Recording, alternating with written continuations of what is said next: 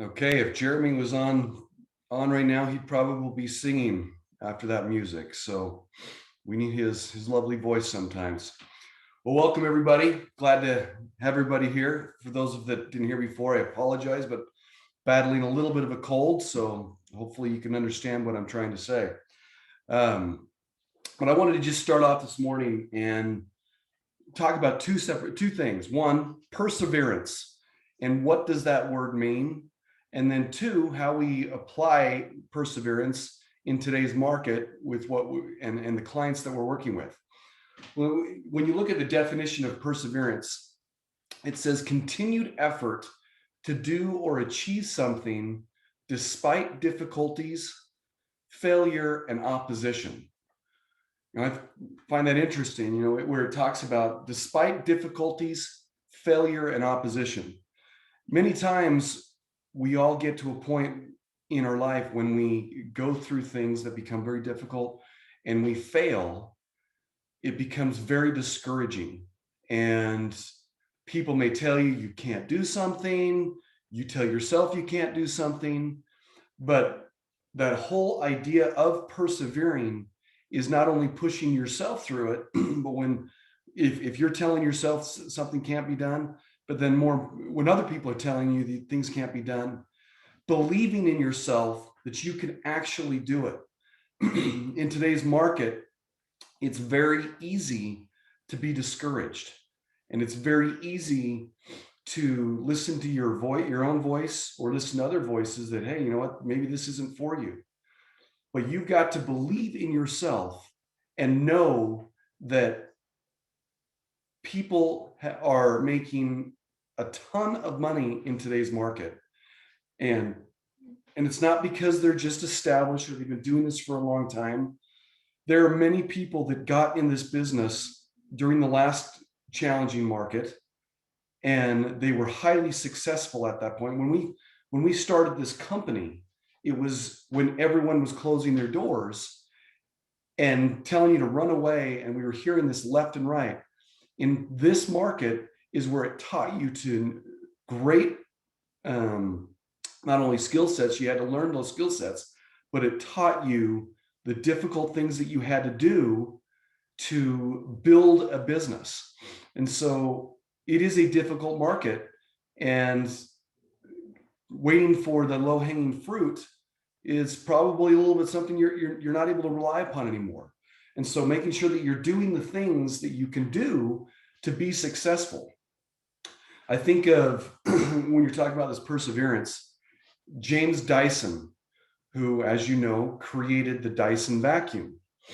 He is an inventor, and he actually started going to school when in the early 60s, and he was studying. He was an art major, of all things.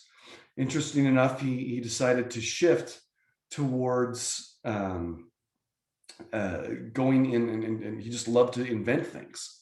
He tried a couple of different other inventions before the vacuum came around, but in the late 70s, he started thankfully with the help of his wife, who was working, he started working on his vacuum design. And he had 5,126 prototypes that he created that failed. Think about that. 5,126 vacuum prototypes that failed. And it wasn't until the 5,127th prototype that he launched his first vacuum. I think it was in 1983, called the G-Force. He is now one of the most successful businessmen out there. I think he's worth, I want to say, roughly 16 to 18 billion dollars in today's in the market today. And he's a leading individual with vacuum cells. At the time, he was competing against other brands, Hoover and everything that already had an established market. And think about when he got started. He was going, and think about this with real estate. he was going up against other companies, other brands that had established themselves, that had already proven that they were able to do and create what at the time was the only thing that was available. And it was the best available thing. But he had an idea and he had a belief in himself and he had perseverance to see it through. And now what ended up happening is Hoover, for example, at one point when they started trying to move away from their own bag vacuums, they created a cyclone vacuum similar to Dyson. And ultimately Dyson sued him for patent infringement and won a lawsuit from it. So they started to copy what James Dyson had created. It is the great thing about determination and perseverance and everything. Doesn't matter what you're doing. If you believe in yourself, the success will take care of itself and it will run its course. So when we're dealing with that, we start thinking, okay, in today's market, what are some things that we can do? Most of us, we probably have 10, 15, 20 plus buyers that are solid buyers that are buying in 2-3 years ago. The buyers that we have right now, every one of them would be purchasing a property. Okay. But among those buyers, you can even break them up into separate categories, meaning they all may want to buy, they all may be qualified to buy, but because of the market and what it takes to actually get an offer accepted in today's market, you've got to prioritize those buyers to see which one is truly your best client. I'm going to show you a graph in a little bit to break this down to help you identify whether it be a buyer or seller, what clients are the most effective to be working with. But when you're talking about the buyers that are there, so you may have a buyer that is cash, that either has a home to sell or doesn't have a home to sell. Just take that one in itself. Take those two buyers, one that has a home to sell and one that does not have a home to sell. Well, right off the bat, which one would you rather be working with? If you only had to decide, I can only work with one buyer, which one would you choose? Well, probably in today's market, you'd look at the buyer that does not have a home to sell, because that's one less issue, one less thing that is holding them back from getting a property. Ask other questions. What other things is the buyer able to do? Do they have, if they're getting a loan, do they have money that they can put towards as a down payment? Now, maybe they've got 20% saved because they are ultimately trying to make sure that they get a better interest rate and they don't have to worry about mortgage insurance. However, if they use the 20%, they don't have any extra money to pay above an appraisal if necessary. And in order to get that property, if they've got to be willing to pay above list price and above an appraisal, but they don't want to use their 20%, how motivated are they as a buyer? So we as agents, we have to prepare our clients and ask the questions and find out exactly where do they fit within our own ranking system. And I highly encourage you to rank your buyers, because right now the buyers are going to suck your time dry. And you have got to determine which buyer is going to be the most profitable for you to work with. And if it's someone that doesn't have a lot of resources, they may have a great desire to want to buy a property, but they don't have the ability compared to your others. You know what? It might be in your best interest to cut them loose, assuming you've got other clients that your time would be more suited for them. Okay, now take those buyers that they have a desire to want to move into a particular location. Right now, even though we're talking about buyers, there is nothing more important to helping you succeed in this business today than getting listings.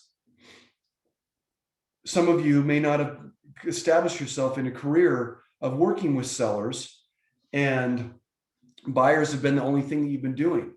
Well, right now you can kill two birds with one stone. If you're working with a buyer and they're looking for homes that are not available right now, but they're looking in certain markets, you can get out and go door knocking in the areas that they're looking for and find those sellers that are looking to move. There are many sellers that are out there that they may not have to buy something else afterwards. They just, you know what, they're or they're going to be relocating out of state. They're going to be changing their lifestyle for whatever the case. And all you need to do is put yourself in the way of that seller from accomplishing what's being done. So as you're going out trying to help your buyer find a property, you can find a listing at the same time. And you and I both know once you get that listing, it is going to sell. So ask yourself the questions, okay, what is it that I need to do? If you don't have a buyer that you're working with, okay, that's fine too. Get out and start looking, finding those sellers that are in need of selling the properties, and go out and knock on the doors. Start calling an area that you're interested in working with and get yourself in their way. I'm going to go, I want to take a second and help understand kind of a way to break down which clients are, how you can prioritize your time on working with certain clients. And so there's a graph that I've got together that I'm going to share with you. So hopefully everyone can see that. Let me, Greg, since I can see you, give me a thumbs up if you can see my screen. All right, good. Okay, so this is a little graph that is pretty, it helps understand when you're trying to prioritize your clients. And it's almost like my kids are the ones that wrote this, but I had to do this with a computer on the side, so forgive the high quality penmanship over here on the sides. But we've got this graph that talks about low profit to high profit and low maintenance to high maintenance. So when you prioritize your clients and you get, like take this priority one. Well, priority one is your cash cows, your top end client, the ones that you love to work with, the ones that you keep in your SOI that you'll keep forever. They are very profitable. So they're purchasing a property in a price range that is going to net you a high dollar amount. And you are the only one that can decide what that is. It's for everybody's going to be different what that amount will be. But they're also low maintenance. They don't require an extreme amount of your time. They are grateful for everything that you're doing for them. And when you do help, you're encouraged to want to see them.